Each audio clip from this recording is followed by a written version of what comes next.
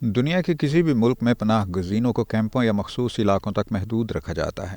انہیں عام طور پر کوئی کاروبار یا ملازمت کرنے کی اجازت نہیں ہوتی اور نہ ہی وہ آزادانہ طور پر دوسرے علاقوں یا شہروں میں نقل و حرکت کر سکتے ہیں، جبکہ کسی بھی ملک میں ویزا یا اجازت کے بغیر غیر قانونی ذرائع سے داخل ہونا سنگین جرم اور داخلی سلامتی اور خود مختاری کے خلاف سمجھا جاتا ہے۔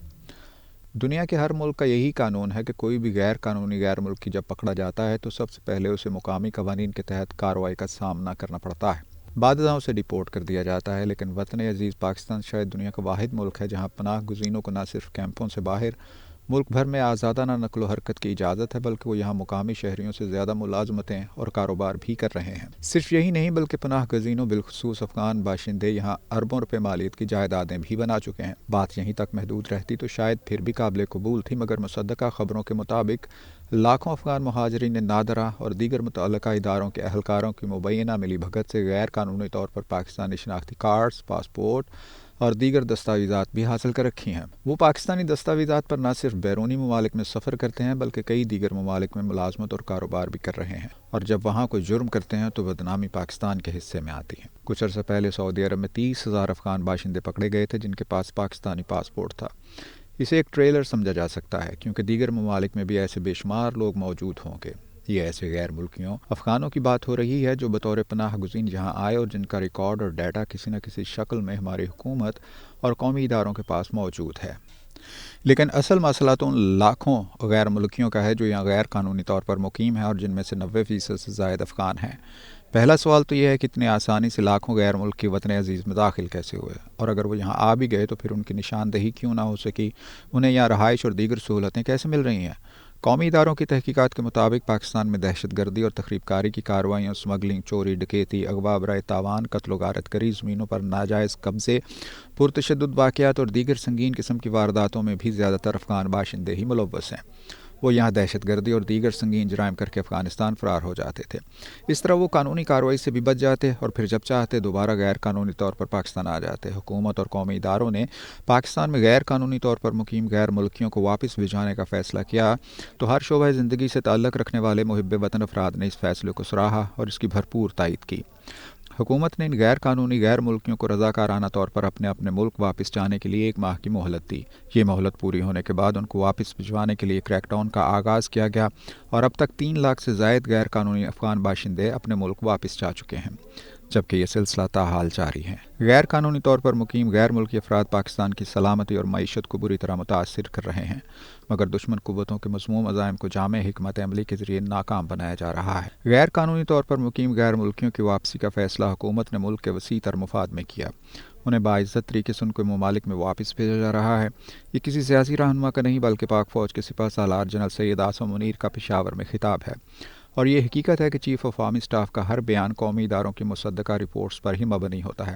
لہٰذا اگر ہمیں اپنی قومی سلامتی عزیز ہے اور ہم نے اپنی معیشت کو سنبھالنا ہے تو غیر قانونی طور پر مقیم تمام غیر ملکیوں کو جلد سے جلد واپس بھیجنا ہوگا، اور اس مقصد کی کامیابی کے لیے بطور محب وطن اور ایک ذمہ دار شہری اپنی حکومت، افواج پاکستان اور دیگر متعلقہ اداروں کی بھرپور معاونت کرنا ہوگی۔ حال ہی میں افغان باشندوں کے پاکستان میں ووٹ درج ہونے اور ان کی سیاسی سرگرمیوں کا بھی انکشاف ہوا ہے جو نہایت تشویشناک امر ہے۔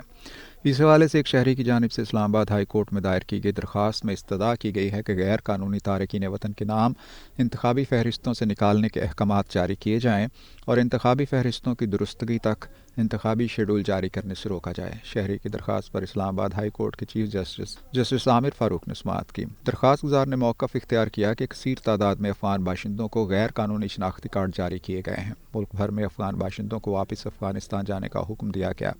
خبروں میں آیا ہے کہ سعودی عرب اور دیگر ممالک میں ہزاروں جعلی شناختی کارڈ افغانوں کو جاری ہوئے۔ غیر قانونی تارکین وطن کا نادرہ کے ریکارڈ میں اندراج کیا گیا جو انتخابی فہرستوں کا بھی حصہ ہے۔ ایسے افراد جنہوں نے فراڈ سے قومی شناختی کارڈز بنوائے ان کے نام انتخابی فہرستوں سے حذف کیے جائیں۔ پاکستان میں مقیم غیر قانونی مہاجرین کے شناختی کارڈز منسوخ اور بلاک کرنے کے احکامات جاری کیے جائیں۔ عدالت عالیہ میں دائر کی گئی درخواست کی تائید گزشتہ روز نگران وفاقی وزیر داخلہ سرفراز بگٹی نے کی۔